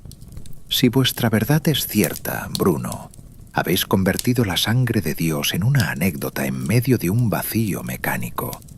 Habéis destruido la jerarquía de los cielos para colocar en su lugar un caos de soles que no necesitan de Roma ni de la salvación. El palacio mnemotécnico de Giordano sufrió su primer gran terremoto. Bruno veía cómo Bellarmino, con la paciencia de un entomólogo, iba arrancando las alas a sus conceptos de mínimo y mónada. La presión psicológica era una textura viscosa, una red de hilos de seda que lo asfixiaba.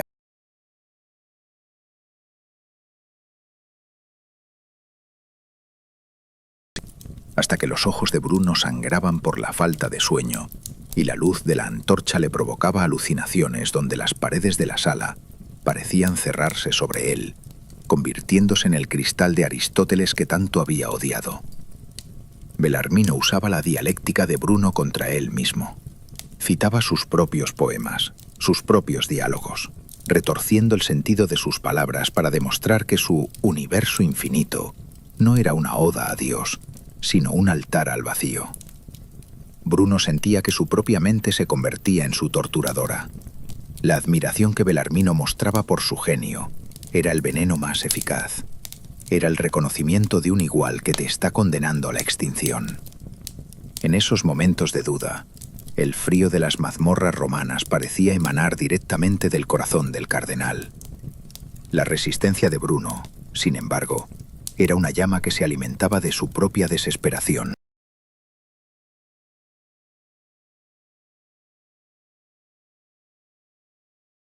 La soledad absoluta se negaba a ceder la verdad de sus estrellas. No era solo terquedad, era la certeza de que, si se retractaba, el universo mismo se encogería, volviéndose pequeño y oscuro bajo la bota del Vaticano. Sus respuestas eran destellos de una lucidez feroz, ataques dialécticos que hacían que los otros inquisidores se persignaran con horror, mientras Belarmino solo arqueaba una ceja, anotando cada palabra con una precisión gélida. Pero el Leviatán se cansó del juego intelectual. Tras años de idas y venidas, de promesas de perdón a cambio de una retractación que no llegaba, la atmósfera en el Santo Oficio cambió. El olor a lavanda y libros viejos fue sustituido por el olor metálico de la sentencia final. Fue una tarde gris, donde la humedad de Roma se pegaba a las paredes de la sala como un sudor enfermo. Belarmino se levantó de su asiento.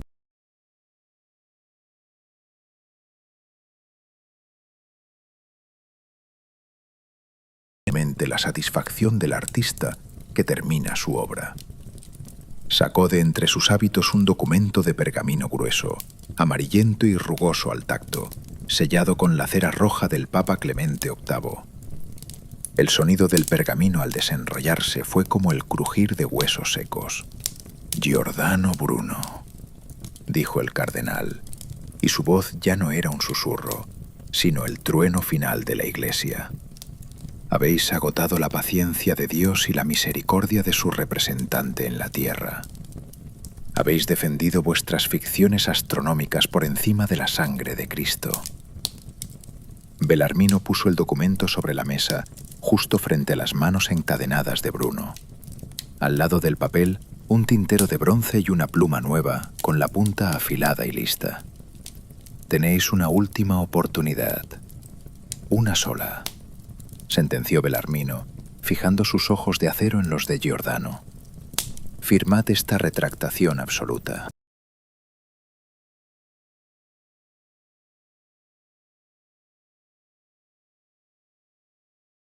El cielo y la carne. Si lo hacéis, viviréis el resto de vuestros días en un monasterio, bajo el perdón de Roma. Si os negáis, si persistís en vuestro orgullo cósmico, os entregaremos al brazo secular para que vuestro cuerpo sea purificado por las llamas en el campo de Fiori, antes de que acabe el invierno.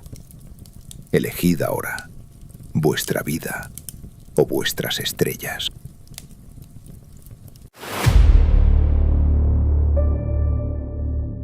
La oscuridad de la cárcel de Tordinona no era una simple ausencia de luz. Era una entidad densa, pegajosa y antigua, que se filtraba por los poros de la piel hasta instalarse en el tuétano de los huesos. 8 inviernos habían transcurrido desde que Giordano Bruno fuera arrojado a las entrañas de Roma, y el tiempo, en aquel útero de piedra, había dejado de medirse por el movimiento de los astros que él tanto amaba, para pesarse en la acumulación de la podredumbre. El aire en la celda era un sudario invisible que olía a salitre húmedo, a las exhalaciones fétidas del Tíber que se filtraban por los muros y al aroma agrio de su propio cuerpo marchitándose. Sus manos, otrora ágiles para trazar geometrías celestiales, eran ahora garras de pergamino traslúcido, con venas que latían como ríos de tinta oscura bajo una piel que se descascarillaba al menor roce. De paja podrida que albergaba colonias de insectos invisibles cuyo rítmico masticar era el único sonido que competía con el goteo monótono del agua en los rincones. Sin embargo, detrás de sus ojos hundidos en cuencas violáceas y febriles, el palacio de su memoria ardía con una intensidad solar. El Leviatán de Roma le había arrebatado el sol, el aire y el movimiento, pero en la vasta arquitectura de su mente, Bruno seguía siendo el monarca de un universo sin orillas. Cada noche, Mientras el frío glacial de la piedra le provocaba espasmos que le hacían castañetear los dientes hasta el dolor, él se refugiaba en sus salones mentales, paseando entre soles incontables que irradiaban un calor que su carne ya no recordaba. Aquella lucidez extrema, nacida de la privación absoluta, era su victoria secreta. Cuanto más se fragmentaba su envoltura carnal, más pura y feroz se volvía la llama de su intelecto. Sol, sino por el estruendo metálico de los cerrojos. El sonido, un choque violento de hierro contra hierro, le dolió en los tímpanos como una puñalada. Giordano se incorporó con una lentitud agónica, sintiendo cómo sus articulaciones, soldadas por la humedad y la falta de uso, crujían como madera reseca. La puerta se abrió, permitiendo que la luz amarillenta y enfermiza de las antorchas inundara el cubículo, revelando la figura demacrada del filósofo, envuelto en harapos que apenas recordaban el hábito dominico. No hubo palabras suaves. Los guardias, hombres de rostros pétreos que olían a cuero engrasado y a sudor de cuartel, lo levantaron por los brazos. El contacto físico fue un choque eléctrico. Bruno sintió la fuerza bruta de los hombres y, por un instante, el vértigo del mundo exterior que le había sido negado durante casi una década. Se exhalaban un frío mineral hacia la sala capitular del Santo Oficio. El ambiente allí era radicalmente distinto al de su celda. Olía a cera de abejas de la mejor calidad, a incienso de sándalo y al perfume sutil de la lavanda con el que los cardenales intentaban enmascarar el hedor a muerte de las cárceles subyacentes. El contraste fue devastador. Giordano, con los pies descalzos y llagados que dejaban rastros de piel muerta sobre el mármol pulido, se encontró frente a un semicírculo de hombres vestidos de seda escarlata y lino blanco. Sus rostros, bien alimentados y serenos, eran una afrenta a su propia agonía física. En el centro, el cardenal Roberto Bellarmino lo observaba con una mirada que ya no buscaba la dialéctica, sino la ejecución de un trámite irreversible. La lectura de la sentencia fue un murmullo latín que se arrastraba por las bóvedas como una serpiente.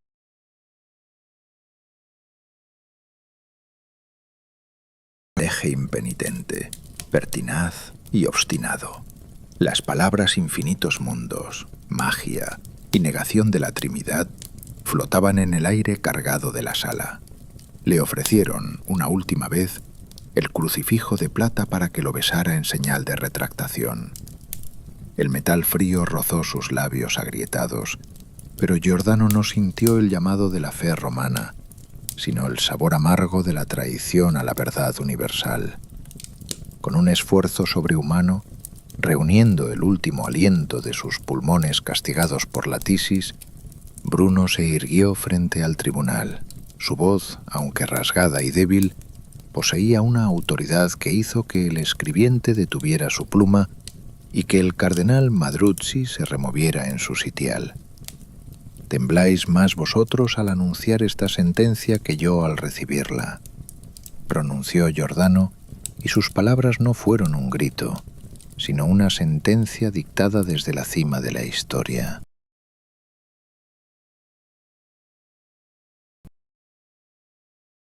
En el espacio infinito que ni vuestras hogueras ni vuestros dogmas podrán jamás alcanzar. Un silencio gélido se apoderó de la estancia. Los rostros de los inquisidores se endurecieron, no por la duda, sino por la furia de verse desafiados por una sombra de hombre que se negaba a morir con humildad. No hubo más diálogo. La orden fue inmediata y despiadada.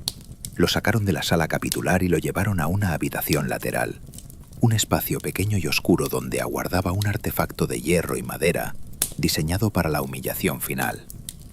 La mordaza de los herejes. Bruno sintió el tacto frío y metálico de la placa que debía presionar su lengua, inmovilizándola contra el paladar. Era una herramienta de silencio absoluto, diseñada para evitar que el condenado pronunciara una última blasfemia o un último argumento ante el pueblo de Roma.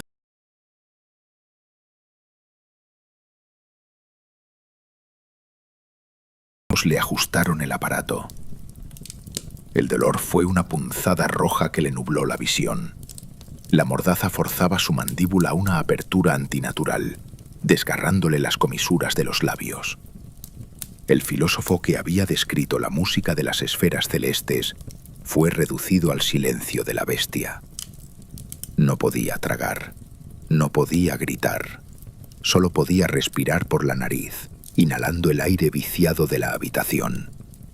Sus ojos, sin embargo, permanecían abiertos, fijos en el vacío, llenos de un fuego que ninguna cadena podía sofocar. Fue devuelto a su celda para pasar sus últimas horas en libertad de pensamiento, aunque encadenado de lengua.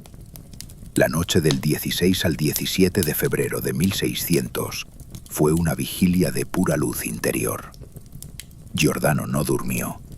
En su mente repasó una última vez los diagramas de Umbris Idearum, visualizando las sombras de las ideas girando en una danza eterna.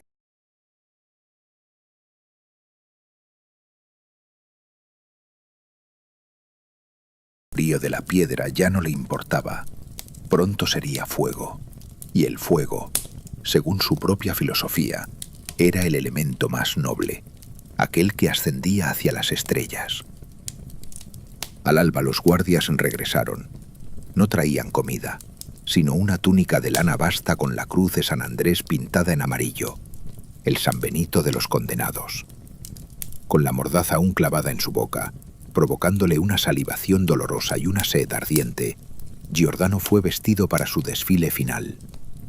Lo sacaron a la cruda luz de la mañana romana, una luz blanca y cortante que le hirió las pupilas desacostumbradas a la claridad.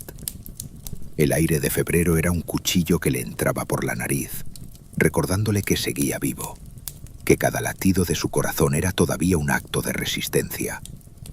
Lo subieron a un carro humilde.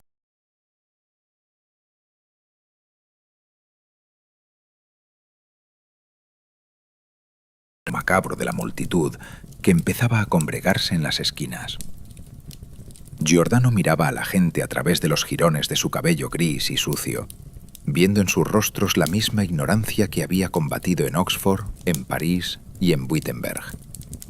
No sentía odio, sino una profunda y devastadora compasión. El carro comenzó a avanzar rítmicamente sobre los adoquines, dirigiéndose hacia la plaza del Campo de Fiori.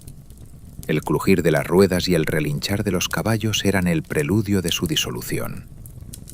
Giordano Bruno, el hombre que había roto el cristal de los cielos, permanecía erguido en el carro, con la lengua encadenada por el hierro y el cuerpo roto por 8 años de agonía, pero con la mirada puesta en un horizonte que solo él podía ver.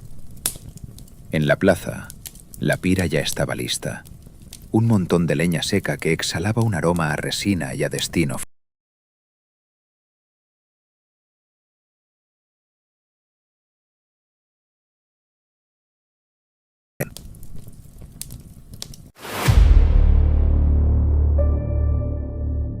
El crujir de la madera seca de pino y roble bajo sus pies descalzos fue el último sonido terrenal que Giordano Bruno registró con nitidez, antes de que el rugido del fuego lo devorara todo.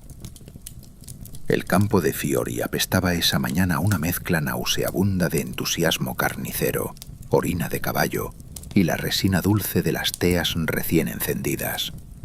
El aire frío de febrero, que instantes antes le cortaba los pulmones a través de la nariz, se transformó de golpe en una bofetada de calor seco e invisible que le erizó el vello de los brazos. Bruno estaba atado al poste central con cadenas que ya empezaban a absorber la temperatura del ambiente, volviéndose mordiscos de metal incandescente sobre su carne ya rota por 8 años de mazmorra. La mordaza de hierro le obligaba a saborear su propia sangre y el sabor metálico del castigo, pero sus ojos, inyectados en sangre y fijos en un punto más allá de la multitud, seguían siendo 2 carbones encendidos de una lucidez aterradora. Borde de su San Benito de la Anabasta, el olor a pelo quemado y a tela chamuscada inundó sus sentidos. El dolor no fue una punzada, sino una marea volcánica que ascendió por sus piernas, fundiendo la piel con la madera, transformando sus nervios en hilos de fuego líquido. Giordano no podía gritar. La mordaza de los herejes cumplía su función de silenciar la lengua, pero no podía amordazar el pensamiento. En medio de la agonía más absoluta que un cuerpo humano puede soportar, Bruno abandonó definitivamente su envoltura carnal. Mientras su carne se resquebrajaba y la grasa de su cuerpo goteaba sobre las brasas con un siseo macabro, su mente realizó el último y más grandioso de sus viajes mnemotécnicos. Ya no estaba en Roma. Ya no era un reo de la Inquisición. Los muros de mármol de su palacio mental estallaron, pero no para colapsar, sino para fusionarse con el cosmos. Sintió el roce de mundos habitados por inteligencias que no conocían el pecado ni el dogma, y comprendió que el calor que lo consumía era el mismo fuego nuclear que alimentaba las estrellas. El humo negro, denso y cargado con el residuo de su existencia física, se elevó hacia el cielo de Roma como un último insulto a la cúpula de San Pedro. Al final, solo quedaron cenizas sucias, fragmentos de huesos calcinados que los verdugos recogieron con palas de hierro, haciendo que el metal rascara el suelo de la plaza con un chirrido que recordaba al de los grillos en la noche. Siguiendo las órdenes de la Iglesia, que deseaba borrar hasta el último átomo de su paso por la tierra, las cenizas fueron transportadas en un saco de arpillera hasta las orillas del Tíber. El río, esa serpiente de lodo y olvido, recibió el polvo de Giordano Bruno con un chapoteo indiferente. Dispersando sus moléculas por el océano, como si el destino mismo quisiera confirmar que un hombre de mundos infinitos no podía estar confinado en una tumba delimitada. La Iglesia creyó haber ganado. Durante décadas, el nombre de Bruno fue un susurro prohibido, una mancha en los registros que el polvo de los siglos intentó cubrir. Roma guardó silencio bajo el peso de sus dogmas de piedra, mientras el mundo, sin embargo, comenzaba a moverse tal como Giordano había predicho. El cristal de las esferas celestiales se hizo añicos no por el fuego, sino por la lente de los telescopios. Cada vez que un astrónomo descubría un nuevo astro, cada vez que la ciencia confirmaba que la Tierra no era más que una mota de polvo errante en un teatro sin centro, el fantasma de Bruno sonreía desde el vacío. El tiempo, ese gran demoledor de tiranías, comenzó a trabajar a favor del mártir.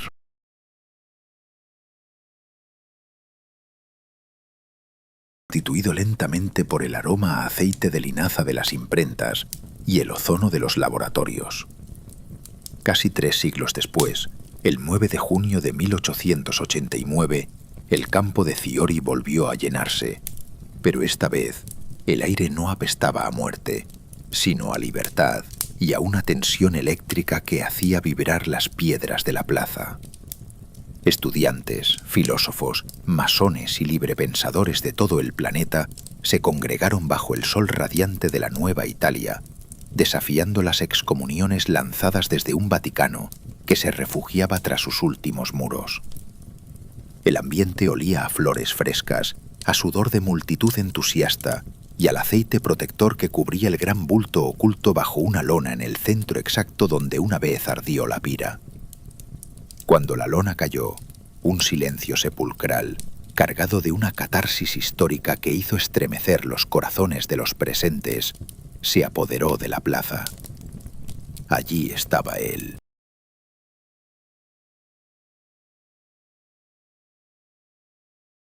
Como una presencia eterna forjada en bronce oscuro. La estatua, obra de Ettore Ferrari, capturaba la esencia misma de la resistencia intelectual, la figura envuelta en el hábito dominicano que nunca pudo arrancar de su alma, la capucha echada sobre la cabeza proyectando una sombra profunda sobre un rostro de rasgos afilados y mirada inquebrantable. El bronce tenía una textura fría y rugosa, una solidez que se burlaba de la fragilidad de las llamas que lo habían consumido siglos atrás. La ironía póstuma se consumó con una belleza cruel.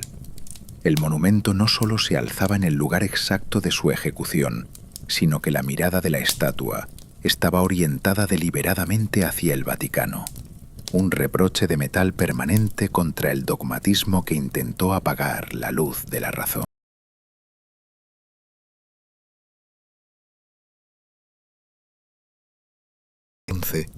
Sostenían un libro cerrado, símbolo de la sabiduría que el mundo apenas empezaba a descifrar. El pedestal de granito, con sus relieves narrando los momentos de su juicio y condena, se convirtió en el altar de una nueva religión, la del pensamiento libre. Aquella tarde, mientras el sol se ocultaba tras las colinas de Roma tiñendo el bronce de un naranja ígneo que recordaba el color de la hoguera, la multitud se dispersó. El mercado nocturno de la plaza empezó a recoger sus bártulos, dejando tras de sí el olor a verdura fresca y madera de los puestos. Pero Giordano ya no estaba solo. El aire alrededor de la estatua parecía más ligero, más puro. La vindicación era total.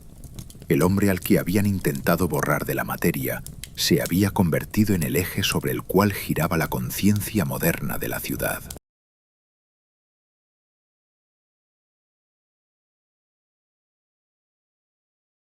El silencio de las callejuelas. La plaza quedó bajo el dominio absoluto de la sombra y el frío. El granito del pedestal exhalaba el frescor acumulado del anochecer. En la parte superior, la efigie de Bruno permanecía inmóvil, acorazada en su dignidad metálica. La luz de la luna se deslizaba sobre los pliegues de su capa de bronce, resaltando la profundidad de sus cuencas oculares, donde la ausencia de pupilas sugería una visión que ya no necesitaba de la luz física para percibir la realidad. Bajo el manto inabarcable de un cielo estrellado que se extendía hasta el infinito, la estatua parecía respirar en sintonía con el vacío. Allí arriba, en el abismo negro que Giordano había descrito con una precisión profética, brillaban los incontables mundos que le costaron la vida.